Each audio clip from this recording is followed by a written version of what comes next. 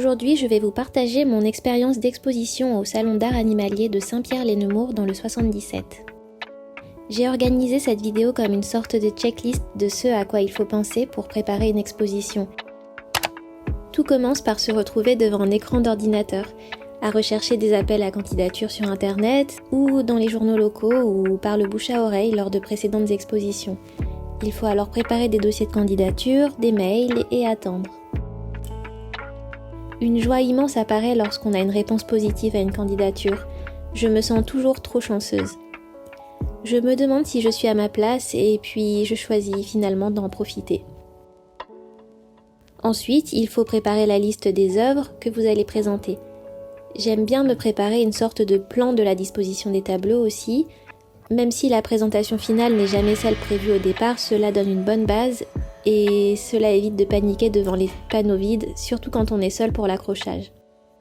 Pour cette exposition, j'avais 4 mètres linéaires pour montrer mes oiseaux et c'était énorme, alors cette feuille de route m'a vraiment servi. Puis, il faut bien sûr préparer les œuvres que vous n'avez pas encore peintes.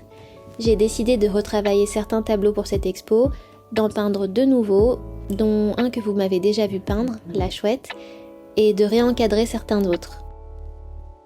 Le temps de lister et d'encadrer ces œuvres n'est vraiment pas négligeable, alors prenez-le en compte, mais c'est important pour être tranquille sur place. Puis on emballe le tout et en route pour l'aventure.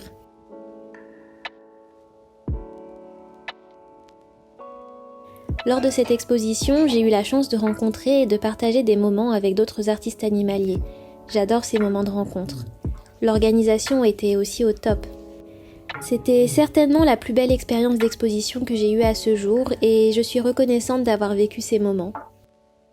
Quand une exposition se termine, on est vidé de toute notre énergie.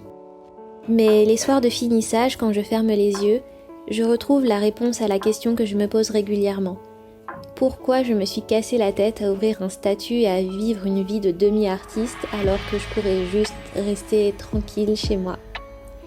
Et je pense que c'est seulement pour pouvoir vivre ces quelques moments où je suis remplie de ce sentiment de fierté et de l'impression par la vente de certains tableaux que mes oiseaux peuvent continuer à vivre en veillant sur leurs acquéreurs. Et même si je ne peux pas l'expliquer avec des milliers de lignes de philosophie, cela me rend juste heureuse, en toute simplicité, et c'est pour ça que je continue. Et ça, c'est grâce à vous qui me soutenez en regardant, en appréciant, en partageant ou en acquérant mon travail. Si vous voulez plus d'informations sur comment j'organise vraiment mon exposition avec beaucoup plus de détails, n'hésitez pas à me le demander en commentaire ou en message privé sur Instagram. En attendant, je vous souhaite un bon début de mois d'avril et prenez soin de vous. À bientôt!